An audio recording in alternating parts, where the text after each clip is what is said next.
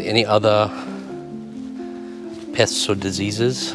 Yeah, so affect you? thanks to the choice of Catimor, there is very little we need to worry about. This part of Robusta DNA that's in it makes it quite resistant to fungal diseases. So that's not a big issue. And we are blessed here that we don't have a lot of insects, a lot of pests that are pestering other parts of the coffee growing world. So we don't have a lot to worry about. That's a good thing. But of course, it would look different with different varietals. People have started trying to plant Typica quite a while ago. And they have a lot of issues with fungal diseases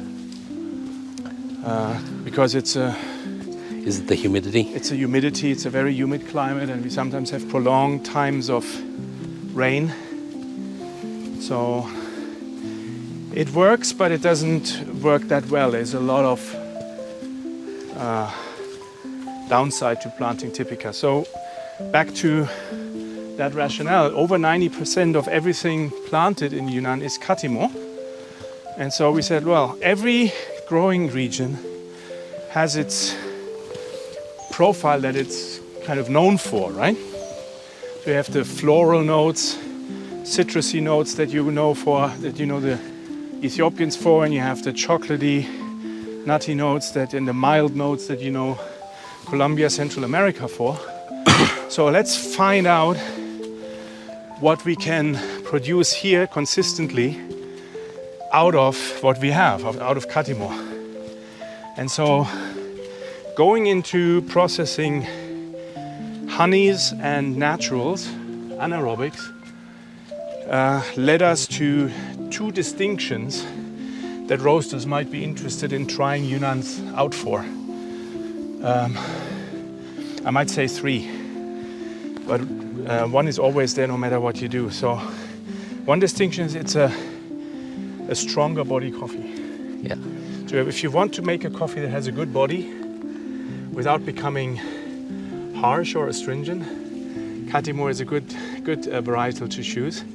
The second that we can work on through the processing is a very sweet coffee.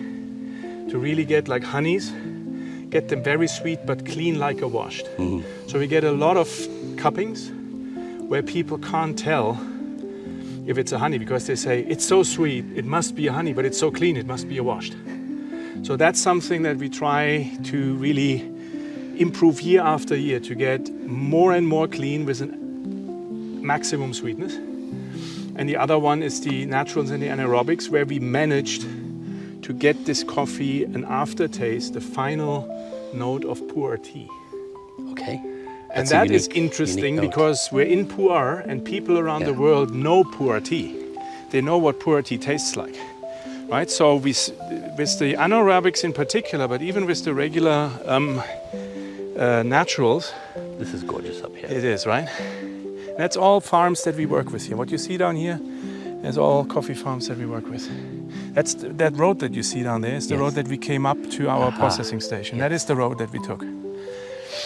So with the naturals and with the natural anaerobics, we consistently can produce tropical fruit notes. Depending on your roast degree, dry tropical fruit notes. We consistently get a nice, clean red wine note there in the middle of it.